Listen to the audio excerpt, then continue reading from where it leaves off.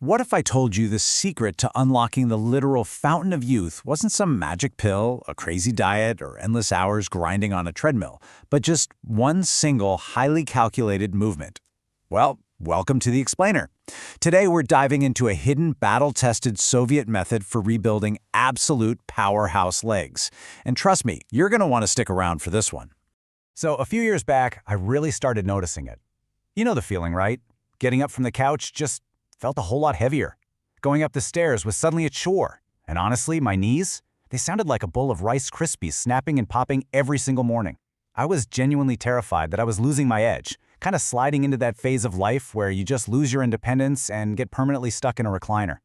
Listen, fellas, we all know that creeping fear. You wake up, your lower back is totally stiff, your hips are locked up from decades of sitting at a desk or driving, and your joints move like a creaky door that desperately needs a shot of WD-40. The fear of losing our everyday independence, of becoming a burden to our families, or just not being able to keep up with the grandkids, man, it's a heavy, real fear. But here is the hope. You absolutely do not have to accept this as just getting old.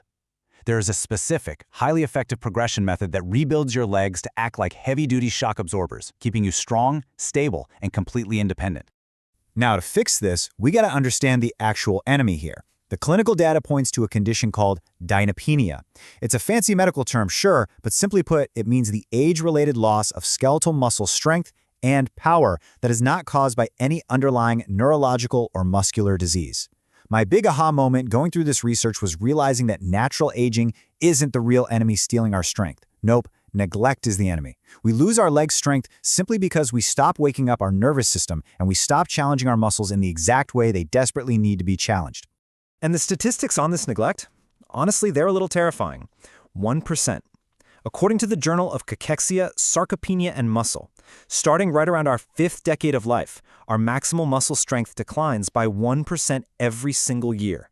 Let that sink in for a second. That means every single year, your physical ability to catch yourself from a fall, to climb a steep set of stairs, or to just get up off a low chair is quietly slipping away from you. It's a direct, compounding threat to our everyday independence. But remember that definition we just talked about. This is largely due to neglect, which means we have the absolute power to reverse it. Now look, if you go to a physical therapist today with leg weakness, they'll usually start you out with some really fantastic foundational movements. Things like sit-to-stands, which are absolutely crucial for daily independence, calf raises for walking resilience, lunges for hip mobility, or even the Bulgarian split squat, where you elevate your back foot on a bench, which is phenomenal for unilateral balance and better isolating your glutes and hamstrings without loading up your lower back. Now, these are phenomenal basics to get the blood flowing, for sure. But if we want to truly reverse that 1% annual decline and build serious, bulletproof power, well, we need to level up. We literally have to go heavier. To do exactly that, we use a clinical application called maximal strength training, or MST for short. The medical research shows that lifting heavy, and we're talking using about 90% of your 1-rep max, is not only completely safe for older adults, it's actually clinically necessary. See, lifting light weights for 15 reps just doesn't do the trick here. A heavy load sends a massive, undeniable signal straight to your nervous system. It wakes up those type 2 fast-twitch muscle fibers. Those are the exact fibers responsible for explosive power and catching you if you trip on a rug.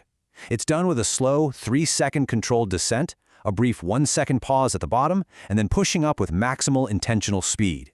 It's like a safe, controlled explosion. All right, which brings us to the moment you've been waiting for, the hidden solution we've been teasing this whole time, the secret weapon of Soviet scientists, special forces, and Olympic lifters. It is the squat. But hey, hold your horses. It is absolutely not the barbell on the back, knee-crushing squat you see young gym bros doing on social media. No way. Simply knowing the word squat won't help you. The real secret to this fountain of youth is the battle-tested 5-level Soviet progression method we are about to unpack. This is a highly calculated system designed to take a guy in his 60s from stiff and creaky to moving like a well-oiled machine.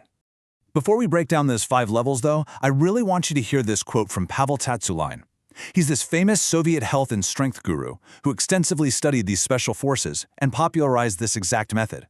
He says, "Strength is the mother quality of all physical qualities, and greater strength increases your performance in absolutely everything." Man, I absolutely love that mindset. Pavel proved that foundational strength isn't just about showing off muscles at the beach. It's an absolute game changer for longevity.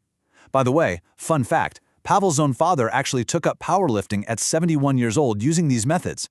By 77, the guy was deadlifting over 400 pounds without a belt and put on 20 solid pounds of muscle. That is what proper strength training can do at literally any age. So here is your 5-level Soviet blueprint. And listen to me, you do not skip ahead. Level 1 is the prying goblet squat. You hold a kettlebell or a dumbbell right at your chest, sink all the way down into a squat, and instead of standing up, you just stay down there. You shift your weight, rock side to side, take slow, deep breaths. Pavel compares this to pulling a concrete post out of the ground. You don't just yank it, you wiggle it back and forth to loosen it up. You are literally finding space and prying open those locked up hips. Once you master that, level 2 is the standard goblet squat. Doing full reps for the front weight naturally forces your torso upright, preventing you from cheating and protecting your spine. Level 3 takes you into deeper waters with the barbell front squat. Level 4 is the heavy back squat, but only once you've earned the right to put weight on your spine by mastering the first 3 levels. And finally, the holy grail, level 5, the jump squat. This trains your fast twitch fibers for pure explosive power. It's exactly what those Soviet champion weightlifters used well into their 80s to stay incredibly youthful.